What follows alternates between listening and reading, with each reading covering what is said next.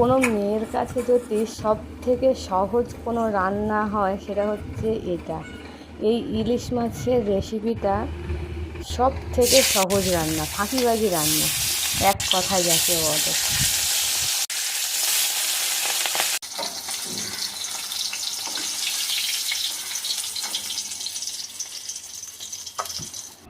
এর মধ্যে কোনো মশলা লাগে না, কালো জিরে আর কাঁচা লঙ্কা ফোড়ন দিয়ে এই রান্নাটা হয়ে যায়, খেতে খুব সুন্দর।